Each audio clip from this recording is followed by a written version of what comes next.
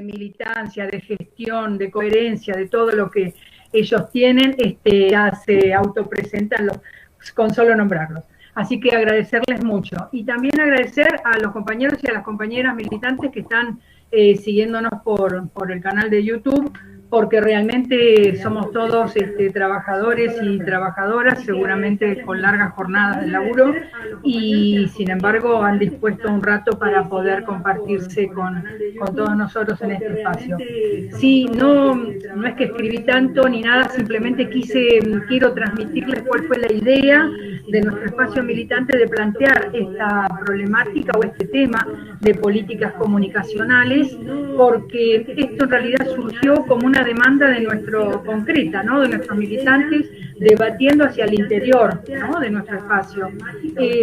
Así que, digamos, la conclusión de darnos cuenta una vez más que venimos asistiendo a una ofensiva de los medios de comunicación hegemónicos contra las políticas de nuestro gobierno en forma sistemática, día a día, y desde hace mucho tiempo, esta ofensiva se exacerba, es más intensa a una hora que estamos, y ahora que estamos cursando esta terrible pandemia.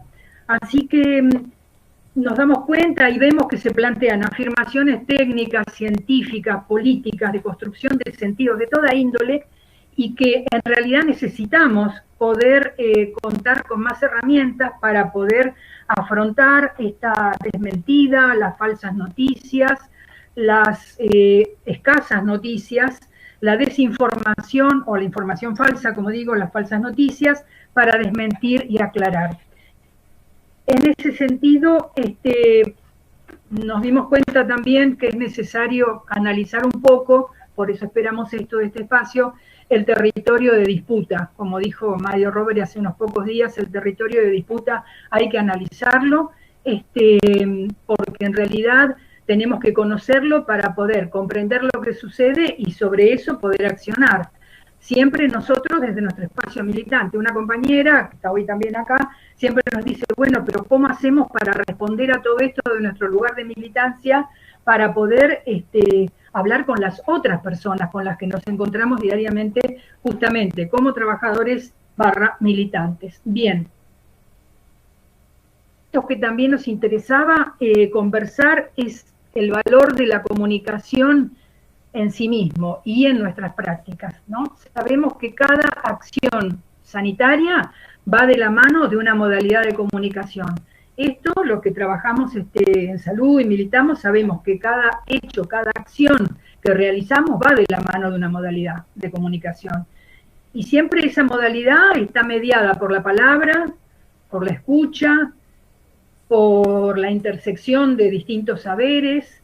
Bueno, todo esto constituye modos de comunicación.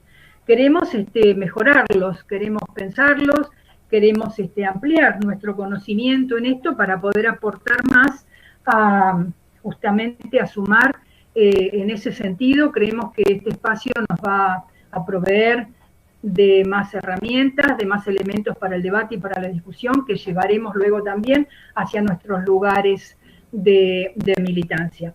Bueno, dicho esto, quiero agradecerles nuevamente a los tres compañeros que nos acompañan hoy, que también siempre se hacen un tiempo generosamente para la militancia, pero no quiero dejar de decirlo y quiero volver a agradecerlo. Así que bueno, yo creo que empecemos a conversar, y luego, si hay un tiempo, ojalá lo haya, para alguna pregunta que surja, que se pueda responder.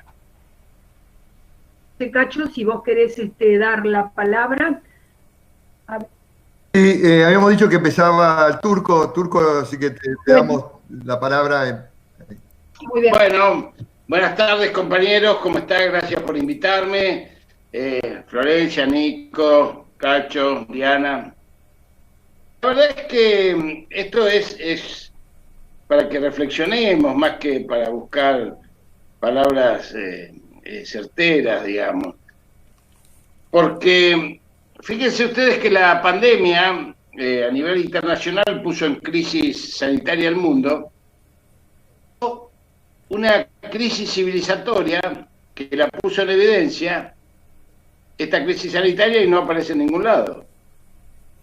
Una molécula, menos que un bicho, porque ni siquiera es un bicho, es una cosita que si no se parasita no existe, mercados, derrumbó las economías, derrumbó las empresas, echó en vilo al planeta y bueno, y lo que parecía una fragata, una armada invencible, se derrumbó como un castillo de naipe y los llamados medios de comunicación no se enteraron de esto. Se enteraron los pueblos se enteraron. Se enteraron los pueblos que rápidamente tomaron algunas medidas y algunas cuestiones que eran impensables en la agenda neoliberal hasta ayer, solamente del ideario neoliberal. Hace un año atrás he podido pensar de que Angela Merkel y Macron se queden con empresas para el Estado, digamos. Era imposible pensar que Italia puso nuevamente los servicios públicos en el Estado, o que el mismo Trump imprimiese 4 veces su base monetaria para darle asistencia a 36 millones de desocupados. Entonces, uno dice, ¿por qué yo todo esto no lo sé? No lo saben porque los medios de comunicación no se lo informan, y porque además tampoco le van a informar que durante los últimos 15 años 24.000 personas morían de hambre en el mundo, siguen muriendo, 8.000 son niños, nunca se declaró una pandemia por eso, o los muertos de África por el ébola, ¿no es cierto? Que hace 5 años que son miles los muertos, tampoco el mundo se enteró porque eran negros, y esto forma parte de lo que es el drama de la humanidad hoy, que discute otros temas, discutir los medios hegemónicos que dejaron de ser de comunicación para ser factores de poder. Entonces, ¿cuáles son los ejes que hoy se discuten? Y hoy se está discutiendo el calentamiento global.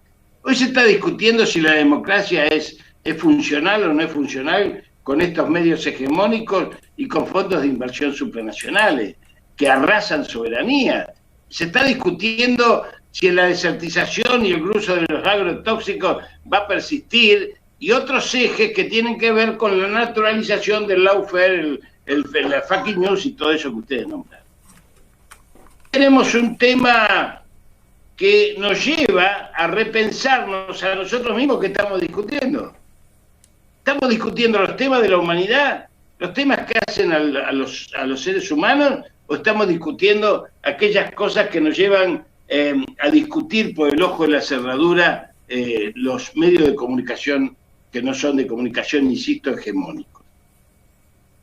Con el drama que encontró el gobierno nacional, con 2 ventajas que las voy a nombrar después, se destruyó además, a partir del gobierno nacional, otro de los ejes que tiene el neoliberalismo. El primero era el Estado que el conjunto de los países del mundo rejerarquizaron y lo volvieron a ubicar en su rol de organizador y planificador y financiador de las políticas públicas. Esto es un dato de la realidad. Angela Merkel, yo no sé si vos te acordás, lo leíste, Florencia, cuando asumió hace 4 semanas la presidencia de la Unión Europea, se refirió a la libertad de expresión.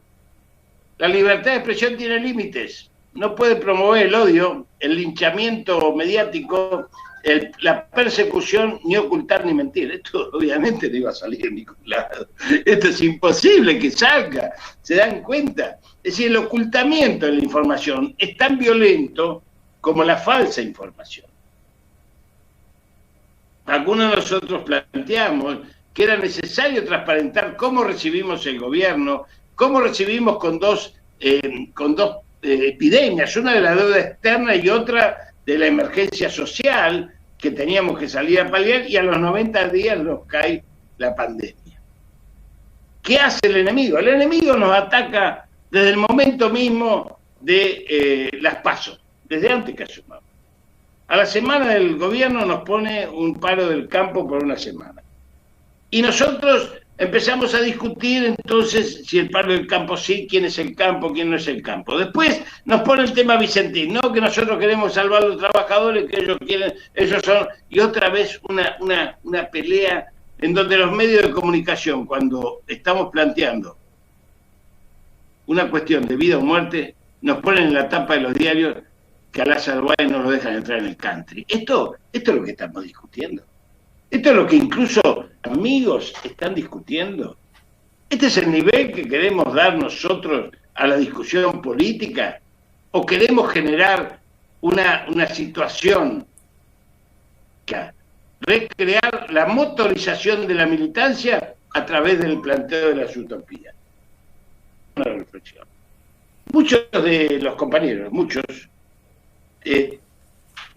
tenemos o tienen, porque yo no me quiero poner afuera, yo tengo tantos defectos como cualquiera que ha sido atravesado por los últimos 50 años de cultura neoliberal. A discutir desde la racionalidad con aquellos enemigos del pueblo. Entonces, uno trata de explicarle a un tipo que le dice que la Tierra es plana, le trata de explicar que no, que es redonda. Yo explicar eso, la verdad, puedo decirle a un loco querés, vos no sos loco, que te lo entienda. La militancia, la posibilidad de crear militantes y de gestar una posibilidad de penetrar en el alma del pueblo, no en la racionalidad, es utopía. ¿Qué utopía, qué racionalidad tenía el Perón vuelve del 55? Ninguna. ¿Qué racionalidad tenía liberación o dependencia?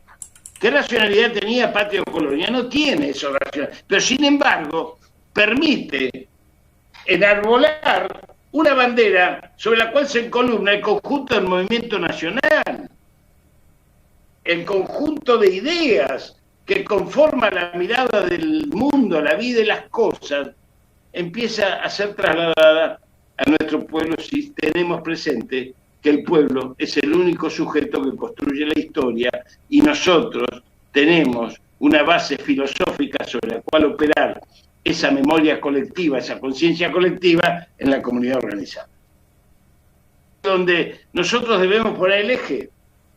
¿Cómo deconstruimos el enemigo? ¿Lo deconstruimos siguiendo la agenda del enemigo o lo deconstruimos planteando objetivos superiores? Poniendo en discusión ejes estratégicos, no para exigirle al gobierno, porque este es nuestro gobierno.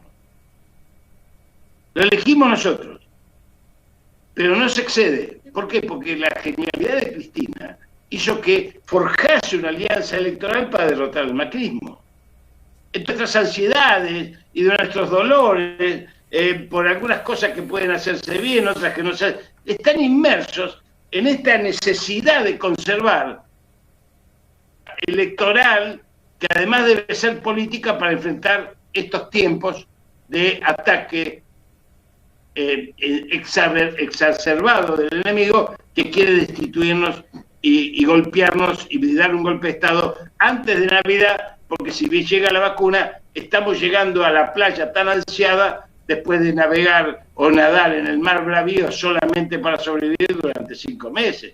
Entonces tenemos la playa a la vista, el enemigo sabe que si llegamos y hacemos pie, este país, nuestro país, se pone en marcha de una manera diferente y nos va a tratar de golpear antes y nos va a tratar de destituir. Esto lo tenemos que tener. Entonces, ¿cómo se conforma la militancia en el movimiento nacional? Identificando al enemigo. Porque ese enemigo terminó de ser el adversario político. Nadie puede ser adversario político después de acusar a Cristina Fernández de Kirchner de asesina de Fabián Gutiérrez y a Alberto Fernández de ampararlo.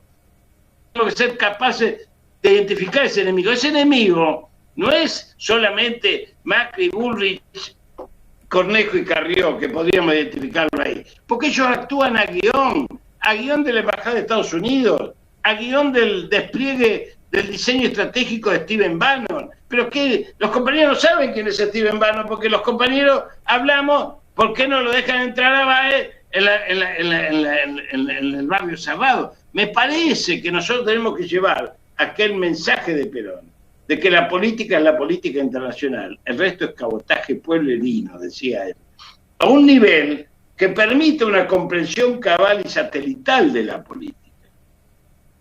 Yo quiero ser absolutamente claro de que si es posible, dentro de la humilde aporte que uno puede hacer, de que nosotros necesitamos elaborar un mapa estratégico que derrote la fragmentación neoliberal. La fragmentación neoliberal es el éxito del enemigo. La unidad del campo nacional y popular, la que construyó Cristina para la selección. Construir nosotros en la base de la comunidad organizada, en lo territorial, en lo sectorial, con los movimientos sociales, con el movimiento obrero, debe ser la base de la articulación de un movimiento nacional que, respetando identidades, nos permita dar respuesta unívoca en el marco estratégico. Donde nosotros tenemos que tomar la llave, la bandera de la comunicación, de formación de cuadros. Creo que nosotros tenemos, sobre todo los viejos dinosaurios como yo, que tenemos varias generaciones encima, ya tenemos, ¿no es cierto? Entonces hay que hacerle caso a ese viejo dicho de Perón que decía, la parte más importante de la sabiduría llega tarde y cuesta caro. Bueno, nosotros tenemos la obligación de volcar eso que nos ha dado la vida militante, para saber de que el enemigo nos va a ofrecer siempre zanahorias detrás de las cuales correr. Cuando Macri sale a hablar y le encanta que nosotros lo reputiemos, y perdone la expresión, porque para eso lo hace. Estamos callados y hablamos de las cosas que nos interesan, de aquello que tiene que ver cómo podemos desbloquear una justicia aristocrática y monárquica, cómo podemos desarticular el cerrojo del estado del coloniaje, porque ellos nos dieron el gobierno, es decir, a partir del voto tuvieron que darnos, no tuvieron más remedio, pero en ellos. Y este estado está articulado para la colonización, no para el campo popular. El gobierno o tiene bloqueo judicial, o tiene bloqueo parlamentario, o tiene dificultades propias del funcionamiento de la administración pública. El Estado es parte de nuestra dinámica de confrontación política. Rehacer el Estado como herramienta de los intereses del pueblo y no como herramienta de los intereses del privilegio. Y esto es uno de los temas, fíjense ustedes si estuviésemos discutiendo esto. No cómo reformamos la justicia solamente, discutamos la Argentina bicontinental de Perón, continental con la Antártida, que es la única manera de cercar al enemigo colonizador de Malvinas. Discutamos también el tema en ese sincretismo de subjetividades que va de los pueblos originarios a los últimos inmigrantes, pasando por los negros, los zambos, los mulatos, los criollos, y todas las inmigraciones que eso. Y esta construcción es muy nueva.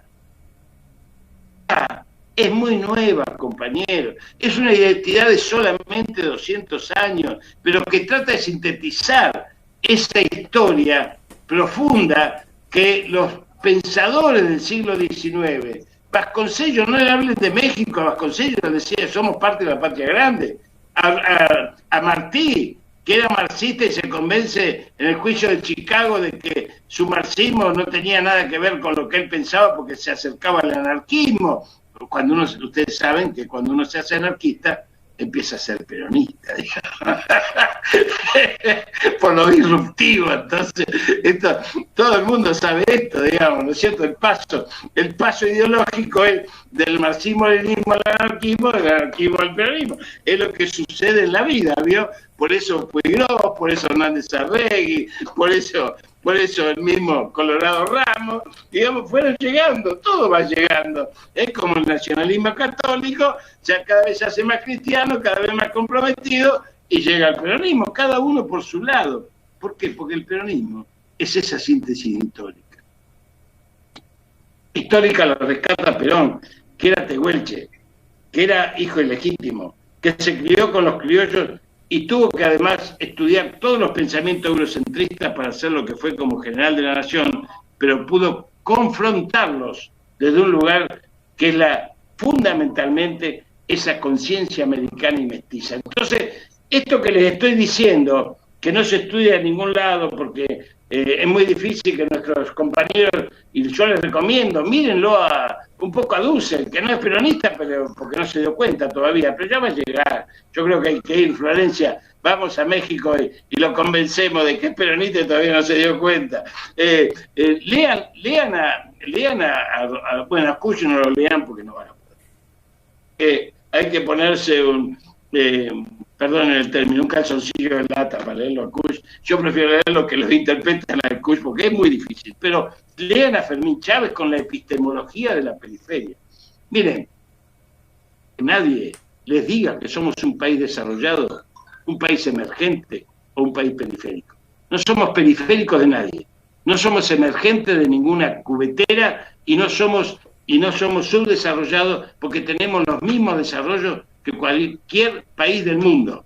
Somos un país sobreatacado, sobresaqueado y sobre reprimido. Por eso tuvieron que construir su propia lógica sobre los cadáveres de nuestros compañeros y de los 30.000 desaparecidos. Previamente lo hicieron con los bombardeos de Plaza de Mayo y los fusilamientos, los encarcelamientos y los exilios. Entonces nosotros tenemos una historia muy rica. No es para vivirla pidiendo permiso para entrar en el futuro. No. El siglo XXI es el siglo del conocimiento. Nosotros tenemos que recrear desde la Constitución Nacional, una nueva Constitución Nacional que ponga el peronismo del 45, la Constitución del 49, en los tiempos del siglo XXI. Pensándonos a nosotros mismos. Repensándonos desde el trabajo hasta los derechos. Tienen que ser herramientas que empoderen el campo popular. Y para esto la militancia es esencial. ¿Saben por qué?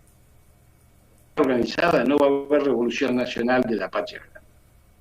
Solamente la organización del pueblo, con amparo constitucional, permite, como decía Perón en el Congreso de Filosofía de Mendoza, limitar el sistema demoliberal burgués que nos transmite que tenemos que ser sujetos pasivos por 2 años, ir a votar un menú que no construimos, a hacernos sujetos activos y protagonistas de la historia. El pueblo no puede ser testigo de la historia. Tiene que ser protagonista, forjar una comunidad organizada. Salud es una de las herramientas de forjación de comunidad organizada. ¿Saben por qué? Porque la salud atraviesa toda la vida. Entonces en el territorio, en el barrio, la salud va desde la gestación hasta la muerte. Entonces la salud es una organización territorial permanente que permite que salgan los líderes naturales, porque nosotros, compañeros, cuando vamos al barrio Los Hornos, ya voy cerrando, sí, Cacho, cuando vamos al barrio Los Hornos de La Plata, si yo voy desde Buenos Aires a militar el barrio Los Hornos, soy un paracaidista polaco, el del almacén, que el albañil, que sean ellos los que rigen la organización comunal y la pongan en el dispositivo común del movimiento nacional. Por eso termino diciendo lo siguiente. Me está apuntando con una 38 largo, pero prefiero rendirme antes. La pandemia nos va a llevar a un territorio de discusión diferente al que teníamos hasta ahora, tanto en lo internacional como en lo regional. No sé si va a ser un mundo mejor o peor, va a ser un territorio en disputa, como dice Mario Robert. La disputa va a tener ejes diferentes. El eje que nosotros planteamos es el eje de la construcción a futuro de modelos biocéntricos, que generen el modelo a través, porque si no tengo que decir de A, B, no sé, no sé cómo se habla en lenguaje inclusivo, ¿no es cierto? Soy muy viejo para eso, y la naturaleza. Pachamama. Nosotros estamos destinados, y ustedes, a construir la patria matria. ¿Saben lo que es la matria? La patria es la historia cultural, la oralidad de nuestras familias, nuestras costumbres, nuestra propia historia, nuestra socialización. Pero la matria, Pachamama, la que nos nutre, lo que nos da el agua dulce, la que le da la comida, lo que le da de comer a nuestros animales. Tenemos que protegerla. Y en eso nos emparentamos con Francisco. Yo no soy religioso, pero Francisco lo expresa con profunda claridad esta confrontación. O el modelo es un modelo biocéntrico o es un modelo mercadista, individualista y realmente absolutamente brutal e inhumano. La nueva derecha de los grupos de los poderes financieros globales están confrontando con los internacionales. Se acabaron los espacios de centro. O se es populista, comunista, socialista, narcotraficante, o se es mercadista, políticamente correcto y absolutamente, supuestamente decente para la sociedad. Estas son las imágenes que se van a transmitir. Nosotros no podemos permitir que nos sigan colonizando. Como decía Jaureche, cambiar más de collar. Tenemos que dejar de ser perros.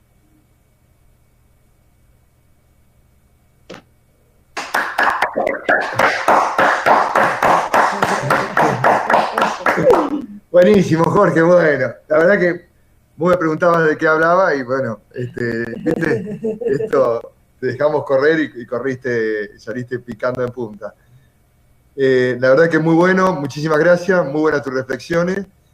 Y bueno, Flor, te dejamos todo a vos, no sé cómo la vas a defender ahora después de todo esto. No la voy a defender, me rindo, no. Qué maravilla escucharte, Jorge, hola Nico, bueno, a todos los compañeros, compañeras, Diana, Cacho, que vienen organizando esto. Pensaba, mientras te escuchaba, Jorge, que el año pasado o el anterior, como diputada, vino el ministro de la provincia, Scarsi, y Andrés Scarsi vino a dar su informe antes de que se aprobara el presupuesto, y cómo, claro, que hablaba de la salud en términos de una mercancía, de números que además no cerraban, digamos, con la gente afuera, pero que tampoco cerraban de ninguna manera.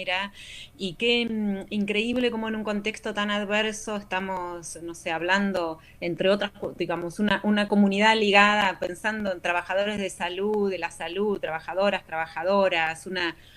compañeros ligados a la salud, y estamos hablando de comunidad organizada. Vos estás hablando de comunidad organizada, de liberación, de la matria, de tener que pensar en reorganizar el Estado, en más que reorganizarlo, en pensarlo otra vez, en hacerlo de otro modo, en proyectos estratégicos. Bueno, yo voy a hablar, me voy a centrar en comunicación, voy a tratar de ser breve para retomar y después, pero a ver, en primer lugar, hoy si hablamos de comunicación, es imposible hablar del odio, ¿no? Estamos frente a un nuevo capítulo del odio, no es el primero, por supuesto, recién Jorge vos hablabas hasta de los bombardeos, por supuesto no es el primero al cual se intenta someter a nuestro pueblo, ni es el primero en el mundo, pero este es un momento donde comunicación y medios de comunicación y odio van absolutamente de la mano, en el mundo entero, ¿no? En nuestro país lo vemos cotidianamente.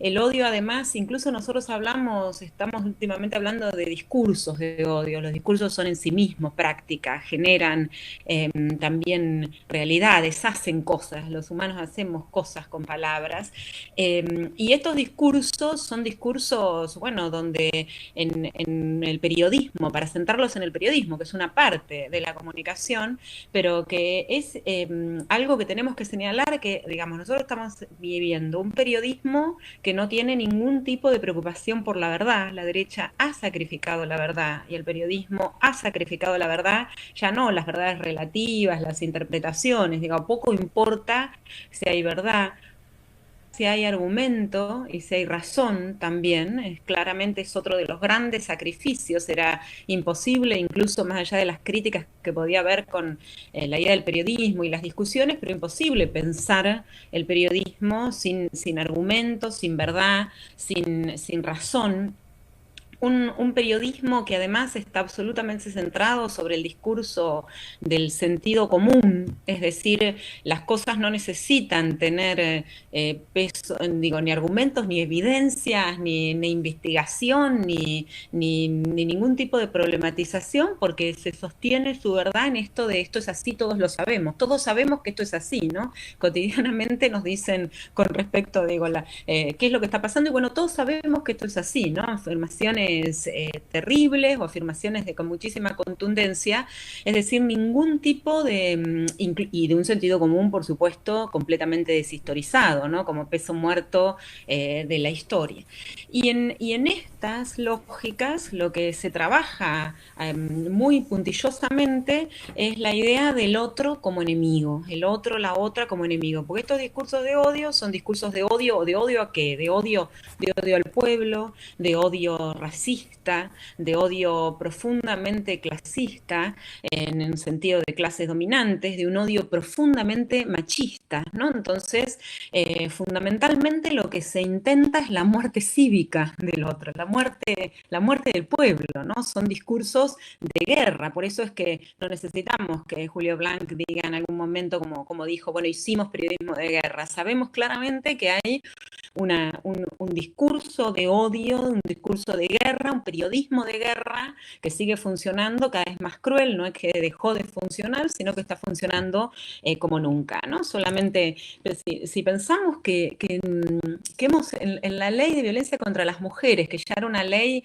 de avanzada y que tuvimos que agregar en el último tiempo la violencia política, además, como una categoría específica, si pensamos solamente lo que han hecho y lo que hacen con Cristina, o lo que le han hecho a Milagros Salas como lugar donde se concentra, donde se ha concentrado esa comunicación de odio, ¿no? Que se ha concentrado y se sigue concentrando.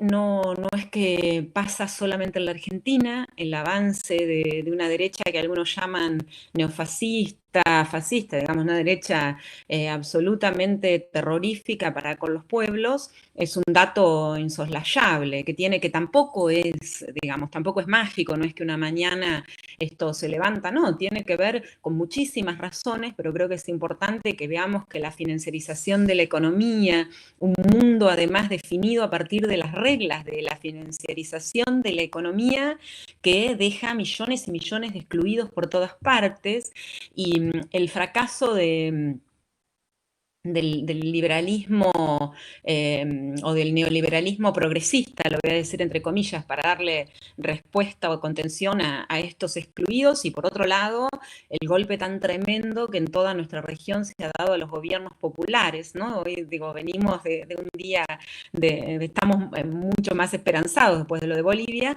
pero, digamos, donde además los medios de comunicación, esto nosotros lo sabemos, pero yo creo que es importante siempre reponerlo, han jugado un papel central en el derrocamiento, el golpe a los gobiernos populares, ¿no? Entonces, bueno, si no se le da, no poder contener esos millones y millones de exclusiones, de excluidos, de historias de exclusión, en un mundo que cada vez pareciera ser que es un mundo para menos, un mundo donde los menos se quedan con lo que es de todos y el resto aparecen como condenados a una vida que ni siquiera puede ser duelada como una vida, que ni siquiera vale una vida, que ni siquiera puede ser llorada como una vida porque la vida de las grandes mayorías no es considerada vida. Entonces, bueno, este odio trata de poner, digamos, de llevar ese malestar culpando justamente a los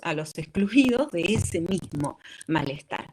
Esto, decía, pasa en el mundo, pasa en Argentina, y está ligado también a la hiperconcentración mediática del mundo cuando hablamos de comunicación, ¿no? O sea, si me detengo solamente en ese punto, que sucede en todo Occidente, pero que tiene, por ejemplo, en países como los nuestros, en Argentina, características brutales. El grupo Clarín, que es mucho más que un grupo, el monopolio, tiene dimensiones en su concentración de las más altas del mundo, es decir, no hay grupos de medios, si bien esto es una tendencia en el mundo, no hay grupos de medios que tengan el nivel de concentración que tiene en la Argentina este grupo. Obviamente no es posible pensar en otra comunicación con este nivel de concentración.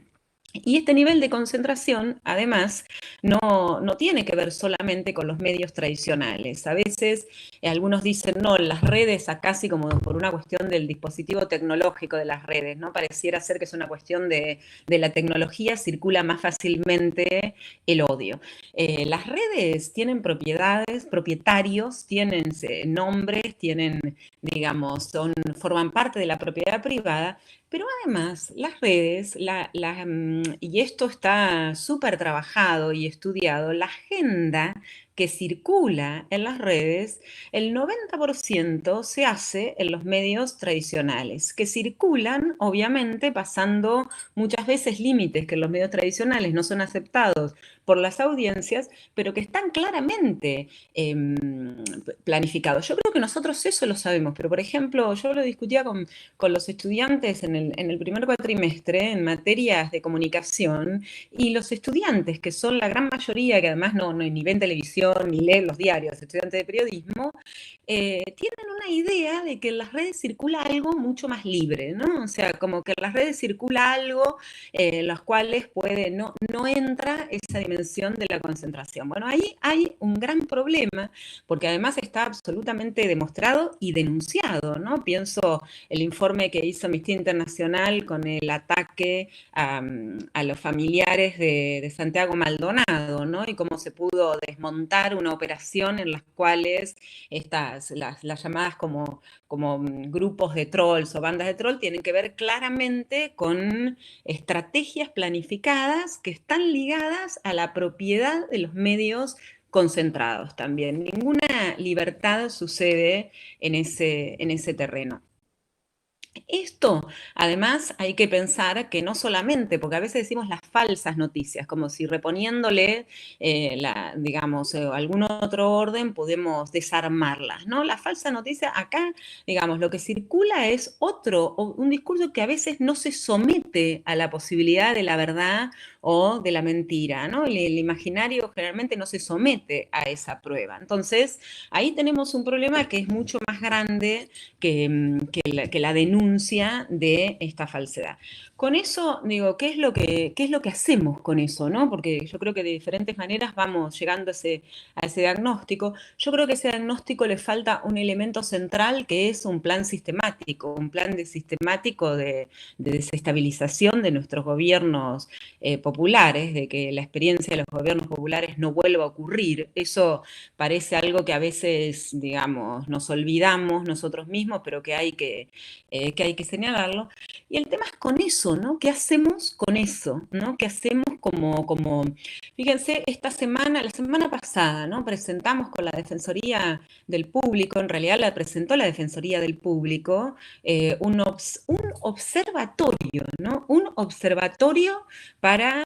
ni siquiera decía, el observatorio ni siquiera era para denunciar, y además no tenía, y se encargó en toda la presentación, todos los que estuvimos ahí, de decir que no se podía prohibir, que no se podía sancionar, que la Defensoría no podía hacerlo, que era un programa de trabajo.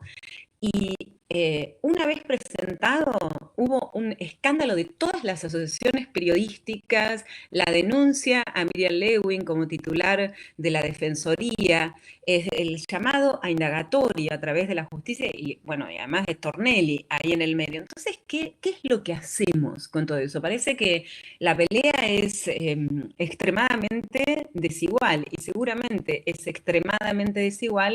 Ahora, yo creo que la primera cuestión es poder reconocer nuestra fuerza, ¿no? Poder reconocer la fuerza de la cual nosotros formamos parte, de este lado de la historia, que nos permite pensar que frente a esto lo que tenemos que hacer es, bueno, y entre paréntesis, yo no me voy a extender y después lo charlamos, pero cómo esto, en este contexto de pandemia, fue y es siendo trabajado de una manera absolutamente perversa, y esto no nos van a alcanzar ni los observatorios, ni nos va a alcanzar las denuncias que se hagan desde las carreras de comunicación, o los proyectos de investigación, que además hay un montón que se está trabajando y organizando en ver cómo han partido, ¿no? Cómo han ido construyendo esta idea de libertad opuesta, cómo la política pública o la política es autoritarismo y la libertad oponiendo la libertad, ¿no? Cómo han trabajado la idea de la cuarentena, la cuarenterna, ¿no? La infectadura, cómo han trabajado, bueno, digamos, acá todos los que están acá lo están viviendo cotidianamente, esta doble vara en la cual por un lado se ha hablado de los trabajadores de salud y por el otro lado se llevan adelante incitaciones violentas al no cuidado, ¿no? Como el cuidado es autoritarismo, ¿no? Como esto ha sido trabajado cotidianamente, sistemáticamente, en cada uno de los medios. Entonces digo, bueno, con esto, ¿qué es lo que hacemos? Yo creo que acá no hay ninguna fórmula para pensarlo, pero creo que la única manera, estamos hablando entre compañeros, es en principio ponerle una fuerza organizada, ¿no? Ponerle comunidad organizada o ponerle fuerza organizada, que obviamente hay que seguir trabajando en términos de verdad, ahora de la verdad tal cual lo entendemos nosotros. Creo que tenemos que seguir haciendo un esfuerzo por reponer verdad, ¿no? Por poner verdad. Walsh decía, la verdad se milita, ¿no? La verdad obviamente no es una sola cosa, la verdad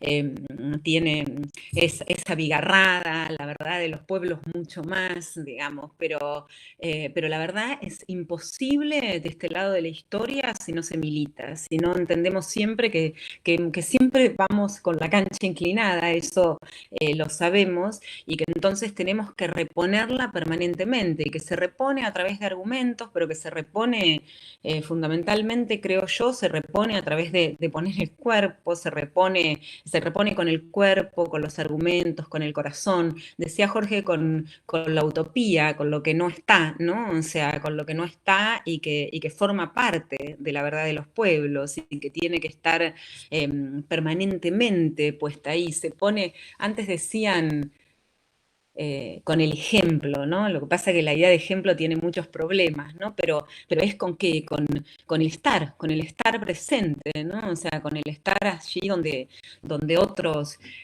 no están, con mucho trabajo, además. Yo, Nico, jamás te lo dije, pero te lo digo, yo veo como lo veo los directores de hospitales de acá de La Plata que están como súper sorprendidos de que todos los viernes tienen un encuentro con vos, ¿no? Y un encuentro, digo, sorprendidos porque eso está, bueno, imagínense si el ministro de Salud era Scarsi, que hablaba de números, con lo que empecé, bueno, poder tener todos los viernes un lugar donde eso es cuidar a los trabajadores de la salud, que es el tema de esta mesa. Eso es cuidarnos, es reponer digamos, aquello que no va a estar dicho en los medios de comunicación, que no está de ninguna manera. Por supuesto, mientras peleamos, porque eso tiene que estar en las agendas estratégicas de este país, mientras peleamos la desconcentración, mientras peleamos la democratización de los medios de comunicación.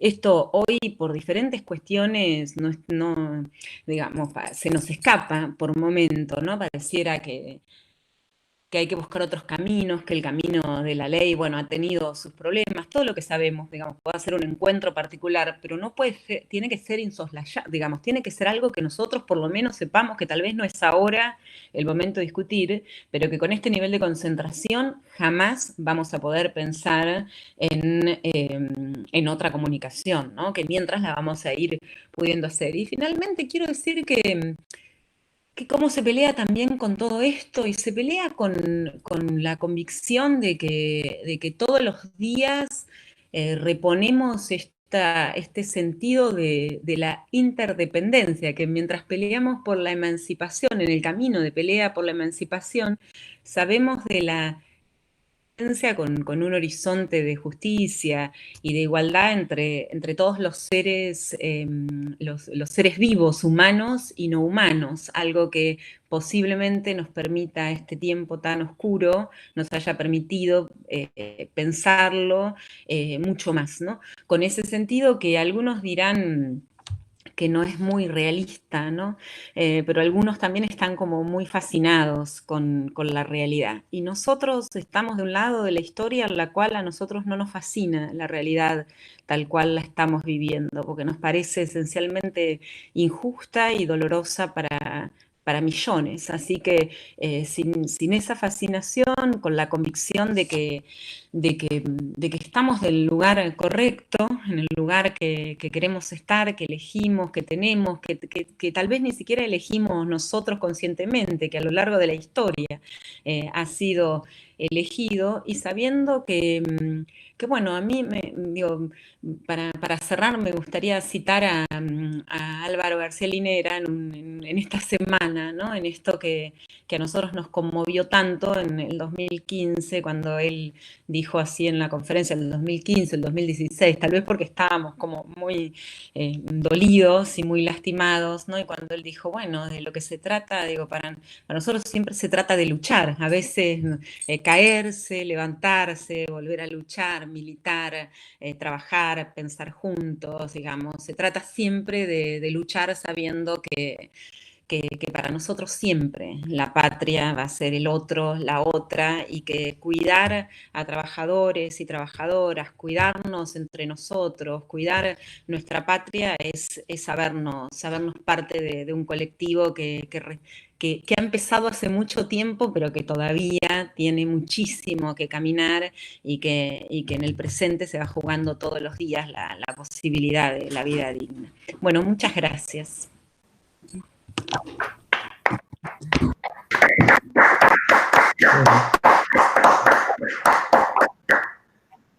Bueno, Florencia, la verdad que muy bien, bárbaro lo tuyo. Bueno, veo que estudiaste. Felicitaciones, la verdad que muy bueno. Y bueno, Nico, te dejo la palabra, así que después tenés que remontar esto, Nico. Tenés que remontar al turco. Florencia, bueno, ahora, viste, cuando tenés que empezar la última parte, que rascar la olla, bueno, acá te lo dejamos todo a vos. Bueno, muchísimas gracias. Bueno, gracias. Buenas tardes, buenas noches, compañeros, compañeras, compañeres. Muchas gracias por la invitación. Un lujo escuchar a dos compañeros, compañeras, no solamente tan importantes, tan referentes, sino además que nos hacen reflexionar, aprender, pensar. La verdad que a mí me parece muchísimo. Y les agradezco. Yo trato casi todos los días, si puedo, si no puedo todos los días, día por medio, de tener algún encuentro militante con compañeros y compañeras en el medio de la gestión, a veces es tarde, a la noche, bueno, los fines de semana siempre. Las cosas de los Zoom nos permiten por ahí meter una reunión entre medio de todo el quilombo y seguir. Tienen sus cosas frías, pero también nos genera estas posibilidades de hacer muchos encuentros. Así que creo que aprendemos un poco todos en estas circunstancias. Y yo lo agradezco porque es muy difícil para mí gestionar con tanta presión y tanta velocidad si uno no logra tener un rato de reflexión y escuchar a los compañeros, a las compañeras, de mirarse a la cara, de semblantear a ver cómo estamos. Yo recién escuché muchas de las cosas que dijeron, pero una de las cosas que decía recién, que no sé si quería ir por ese lado, pero yo me quedé pensando en eso cuando Flor recién decía sobre lo que uno ve, la realidad, sobre el presente, y yo siempre estoy viendo que el presente me parece injusto, ¿no? Que lo que estamos viviendo siempre me parece injusto, aun cuando estamos nosotros haciendo las cosas, digamos, siempre encuentro lo injusto de todo lo que nos falta por hacer. Y yo estaba pensando un poco en la línea de lo que decían tanto Jorge como Flor, y me voy a hacer algunas preguntas. Quiero plantear algunas preguntas que tengo, algunas dudas que tengo respecto de los medios. Quizás lo voy a plantear desde la salud, pero solamente porque es un berretín de costumbre, digamos, pero uno podría sacarlo de ahí y ponerlo en cualquier lugar y discutiríamos lo mismo. A mí me parece que, yo no quiero decir los nombres de qué político, pero me acuerdo de un político que planteaba, yo para qué voy a estar haciendo campaña en la Ciudad de Buenos Aires, ¿para qué voy a recorrer los barrios populares si yo voy a un canal de televisión, meto una nota y llego a más casas de todas las que puedo tocar del mismo barrio popular, ¿no? En una villa? ¿Para qué ir a caminar por la villa si yo voy a TN, ponele, y me van a ver más casas en la villa y le puedo hablar a más gente? Y hay un fetiche que se fue construyendo, que hemos ido construyendo todos nosotros, donde los medios de comunicación parecieran ser realmente el lugar donde se discute la agenda pública, la agenda política. Y digamos, se siente mucho eso, se construyen realidades en los medios de comunicación, que entre los compañeros y las compañeras, cuando nos ponemos a hablar, a discutir de política, las percibimos como lo que está sucediendo. Y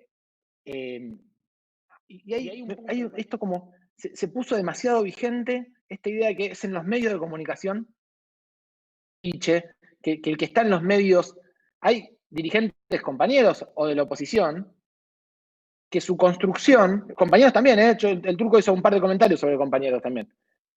Y yo no estoy haciendo una crítica a los compañeros, estoy haciendo una crítica cultural hacia la política. Ni siquiera una crítica, una reflexión. Me hago las preguntas. ¿Son políticas en los medios de comunicación? Que no digo que no sean valiosos, ¿eh? La referencia que todos tenemos es que están en los medios de comunicación. Y los medios, lo que decía un poco Flor recién, son un actor de poder. No transmiten un actor de poder. No es que están transmitiendo un mensaje de poder, o cuando Jorge hablaba de Mitre. Son el actor de poder, son el partido político. Son el partido militar del momento, digamos. Entonces, ahí se me genera una contradicción. Yo no digo que uno tiene que soltar esa arena de disputa. De ninguna manera. Lo que pienso es que estás en una arena de disputa en la cancha del enemigo, siempre. Aún en los medios compañeros.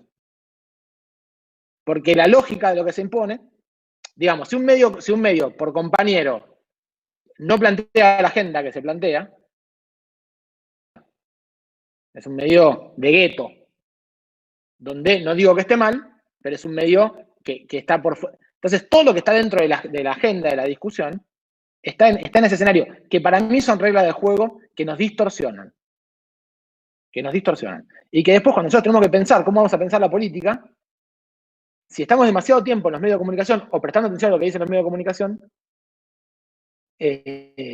nos genera una contradicción. Yo voy a decir una cosa, y yo creo que nunca lo hago, y lo voy a hacer, me parece horrible, pero lo voy a hacer igual, que ser un poco autorreferente, porque fue una pavada, pero me sucedió a mí, y entonces dije una pelotudez en un medio de comunicación, que en septiembre no sé qué, me pegaron, parece que mucho.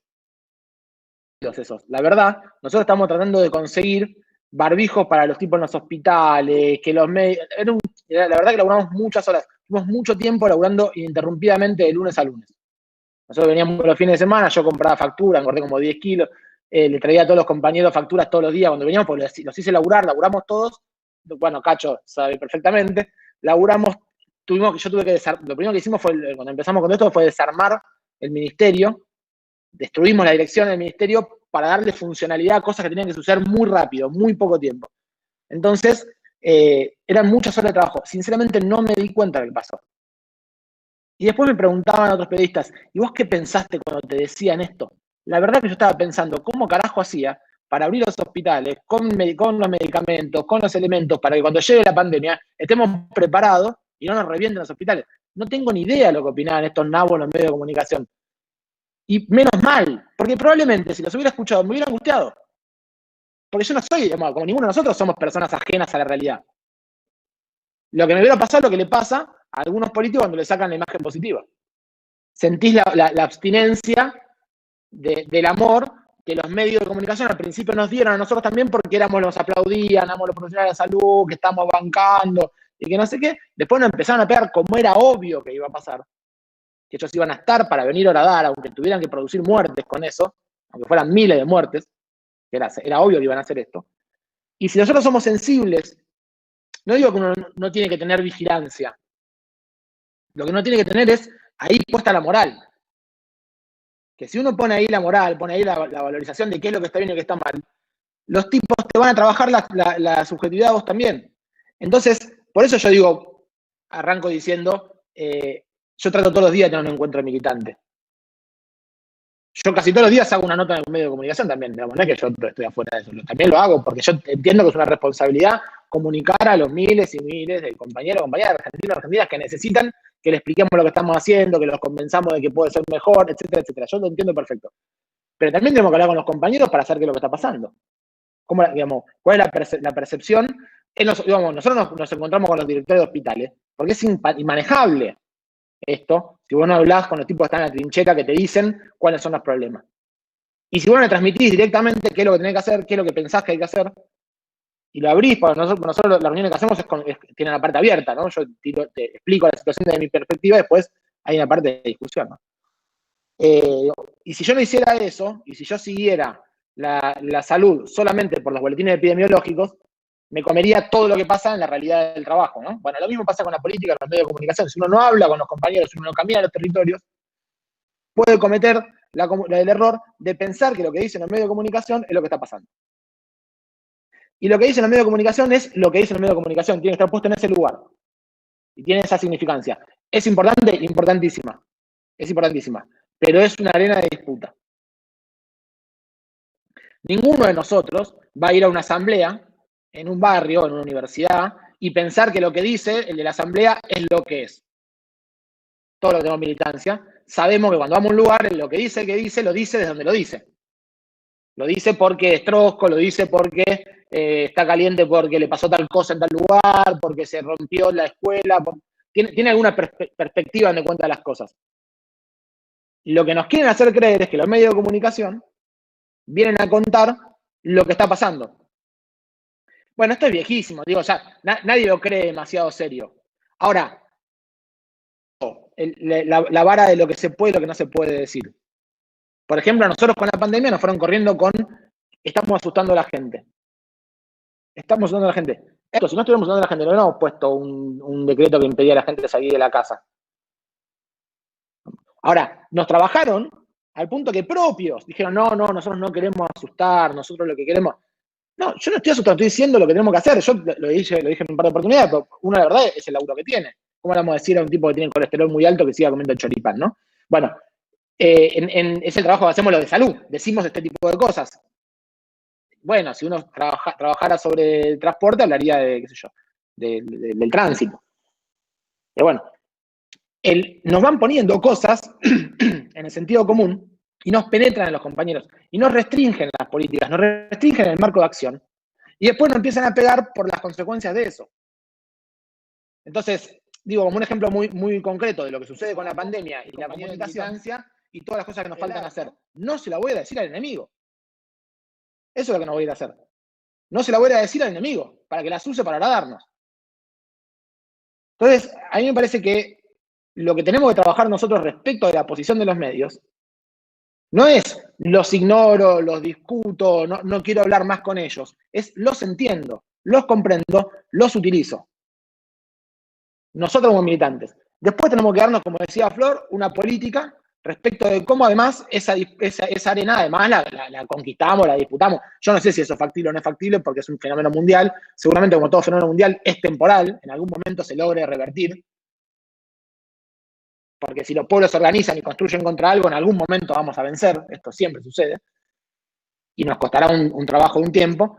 Pero, digamos, yo que no me dedico a eso, a disputar la arena de los medios, ni tengo una productora, ni tengo un canal de televisión, ni soy un profesional de la comunicación, ni tengo la universidad, digamos, no me dedico a eso. Sí tengo que pensar en los medios de comunicación como una herramienta política, como un campo de disputa, a los medios de comunicación como los enemigos de cierto campo popular, y a algunos otros como aliados necesarios. Pero hay que pensarlo de esa lógica.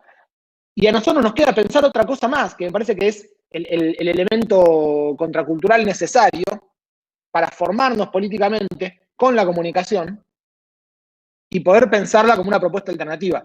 El anteúltimo encuentro que hicimos de los encuentros anuales de salud, que lo hicimos con Flor en la Facultad de Periodismo de La Plata, todas las mesas, a un comunicador en cada mesa. El objetivo de eso era lograr también sacar del nicho, en la cual esto es viejísimo, en la cual el positivismo epistemológico puso a la ciencia muy alejado de la realidad, muy alejado de la comunicación, muy alejado de lo que el pueblo no preparado para eso, es decir, para que tenga un valor, en concreto mi ciencia, no tiene que ser comprensible por todos los demás. Eso se exacerba en la medicina y es lo que nosotros entendemos como modelo médico hegemónico en una parte que es esto, que es de un lenguaje de los médicos, que es biologicista, que es histórico, que es...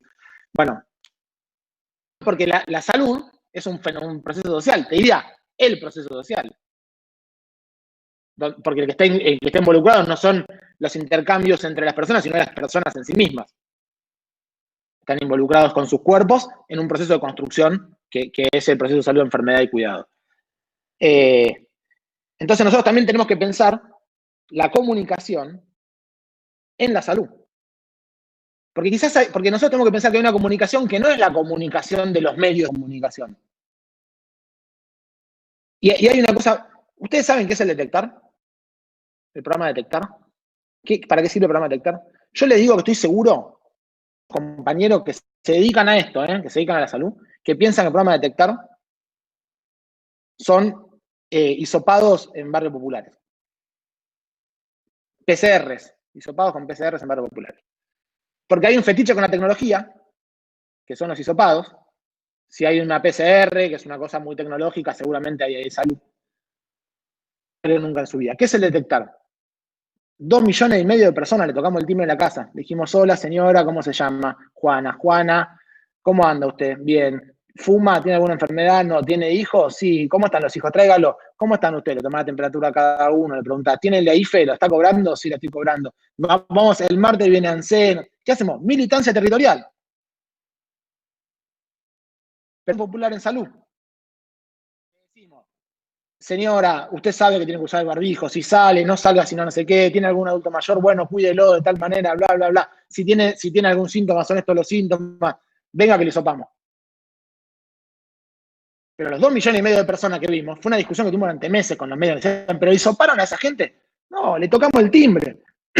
Si la acción de salud que estamos haciendo nosotros es esa, lo que logró hacer el conurbano bonaerense, especialmente, además de la expansión, de todo lo que puso Axel, del laburazo del Cuervo, del laburo que hicieron cada uno de los compañeros y las compañeras en cada territorio, fue que caminamos todos los barrios, le tocamos el timbre a la gente, hablamos con las personas y nos vieron presentes.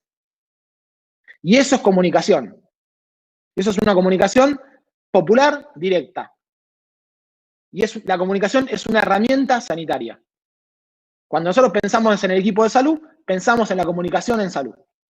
En los territorios, en los centros de salud, tenemos que pensar cómo vamos a hablarle a la gente. Cómo hacemos la charlita de salud sexual, la charlita de derecho a la salud, la charlita de controles de salud. Eso es comunicación. No es un especialista en comunicación, quizás no. A veces sí, a veces no. Quizás el especialista en comunicación nos tiene que formar a nosotros para que podamos reproducir. Pero comunicación es una herramienta sanitaria. Y la otra herramienta sanitaria es la comunicación en las políticas sanitarias. Nosotros lo que tenemos que lograr dejar de hacer, y es un trabajo que venimos haciendo hace mucho tiempo con muchísimos errores, yo no quiero diseñar un programa sanitario y después llamar a un comunicador y decirle, bueno, ahora comunícalo. Lo que yo estoy tratando de trabajar hace mucho tiempo es, con un comunicador, trabajar el programa sanitario. Y cuando lo vamos haciendo, me dicen, no, para esto no se va a entender así. Pensémoslo así, hagámoslo de tal manera. Y cuando lo tienen que comunicar, lo entendió cómo se construyó, para qué sirve, cuáles son los derechos. Si no le estamos diciendo a un periodista que sabe comunicar en la arena de los medios de comunicación, que disputan la lógica que yo planteé desde el principio, ¿cómo le hablamos del derecho a la salud de los pueblos originarios? ¿Cómo le hablamos del derecho a la salud de una persona con enfermedad? No, es inviable.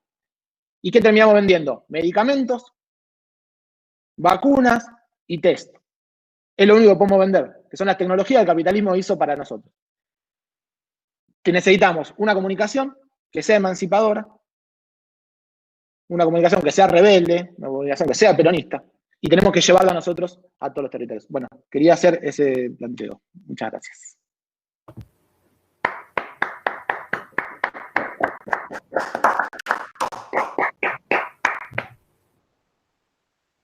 Bueno, buenísimo, Nico. Muchas gracias. Bueno, también te agradezco el hecho de que lo que dijo Flor y lo que dijiste vos, esto de abrir el micrófono todos los viernes. Por ahí andaba Gilla dando vueltas, no sé si tenía alguna dificultad.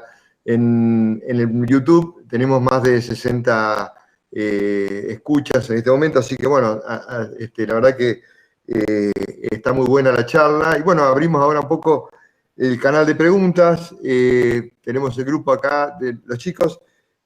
Yo, en algunas cosas,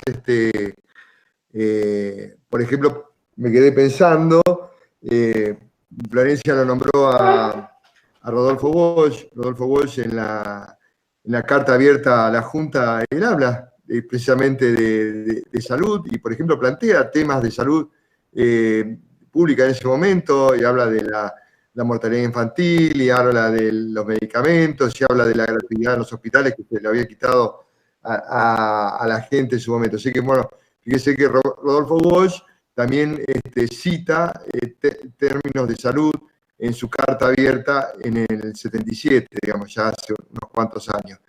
Así que, bueno, sencillamente esta reflexión, Diana, te estás abriendo el micrófono porque yo sé que vos tenés alguna preguntita ahí por medio, así que adelante. Bueno, está bien. En realidad, con la conversación de la compañera y los dos compañeros, se acercó muchísimo a los dos ejes de las cuestiones que habíamos planteado, que habían motivado este encuentro, así que eso, muy agradecidos, porque la verdad que fueron reflexiones importantísimas. Ahora, acá una compañera plantea, que cualquiera de los tres lo tomará, cómo o con qué herramientas o estrategias podemos modificar el sentido común, entre comillas, individual, digamos, o crear uno nuevo, un sentido colectivo. Esta es la pregunta de la compañera. No sé quién quiere aportar, si bien ya se ya se comentó algo, pero si alguno quiere hacer algún aporte del cómo hacerlo, cómo intervenir en el sentido común hacia un sentido colectivo. Militando. Bien, Turco. Muchas gracias. Sí, algo, por eso me pareció que también Florencia había hecho aportes al respecto de esto. Digamos que la fuerza organizada, cuando habló de la fuerza organizada, y que la verdad se milita, y bueno, y esa sería la construcción. ¿Hay alguna otra pregunta que algún compañero o compañera quiera plantear a los disertantes?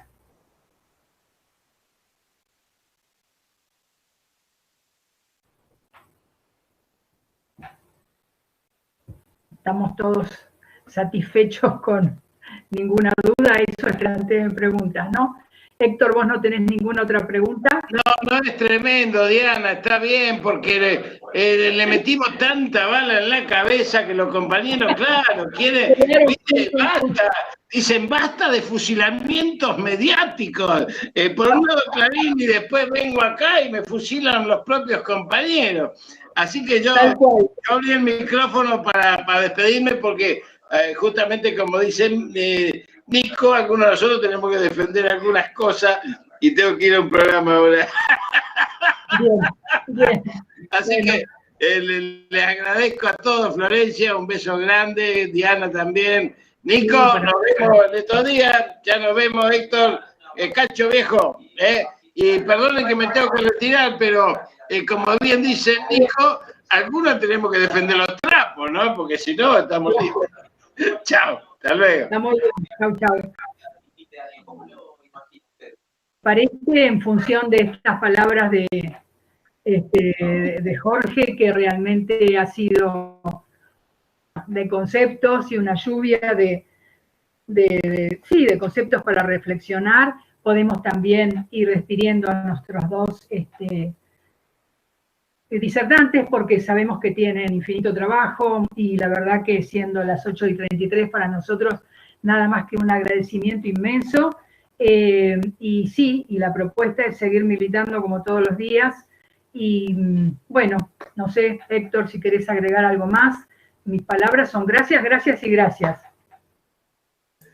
Bueno, no, abriría a los chicos si quieren decir algo, Sole, Silvina, Noemí, Pucho, bueno, Teresita, no sé si quieren comentar algo, Viole que siempre tiene una palabra para con todos nosotros, así que bueno, no sé si quieren decir algo, y si no, bueno, sí.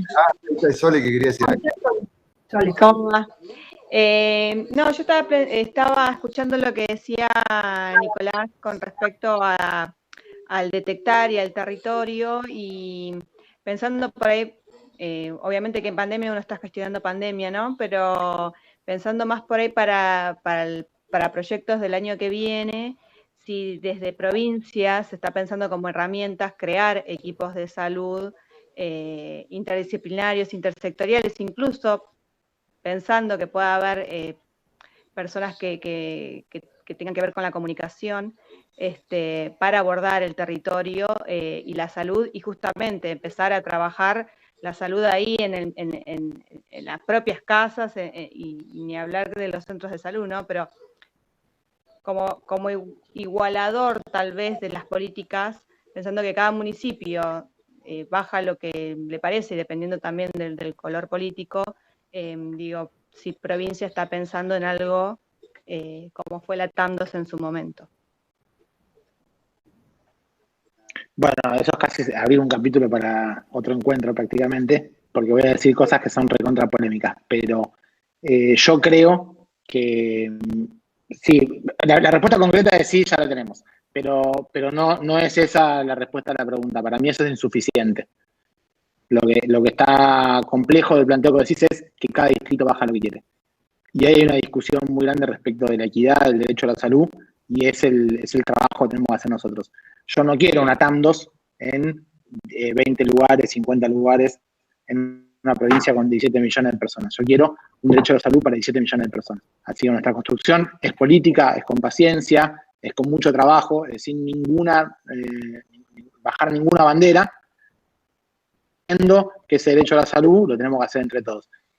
Y además, no es un problema sanitario, es un problema político. Es un problema que lo vamos a resolver con Axel, quiero decir. No es un problema que lo vamos a resolver porque tengamos un buen ministro de salud.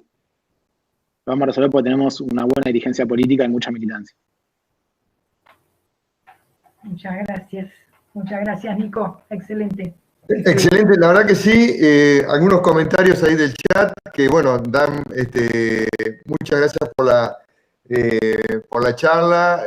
Dicen excelente los tres. Bueno, el turco ya se fue, así que le vamos a después transmitir esto.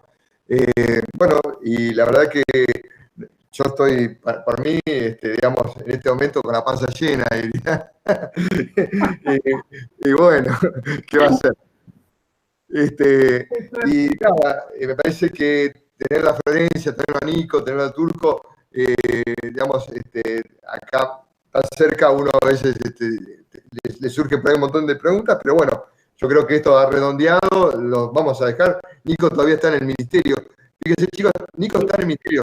Yo a veces he ido a verlo a Nico a esta hora, y Nico sigue a esta hora, y incluso hasta más tarde, y como él dijo, incluso sábados y domingos, feriados, y no le importa, y Nico labura, le mete para adelante. La verdad que es un orgullo, Nico, tenerte con todos nosotros. Así que ojalá que digamos, esto pueda seguir y seguir creciendo, y la verdad que está muy bueno. Y la verdad que, Flor, lo tuyo ha sido excelente. Trajiste todo lo que queríamos escuchar. Así que la verdad que agradecidos, y vamos a seguir trabajando hasta no ganar la Ciudad de La Plata. Esto queda acá nomás. Hasta no ganar la Ciudad de La Plata no paramos, Flor. Así que vamos para adelante, como decía, pa'lante, como decía alguien muy conocido por todos nosotros. Pa'lante, muchachos. Y no bajar la bandera, no bajar los brazos. Muchas gracias de mi parte, y nos estamos viendo todos los días, nos vemos en la calle, nos vemos en todos lados. Así que besos para todos. Chao. Muchas gracias por compañeros, todo. Compañeras. Chao. Un abrazo grande. Gracias. Chao. Gracias, compañeros. Vamos, La Plata será nuestra. Vamos, Flor.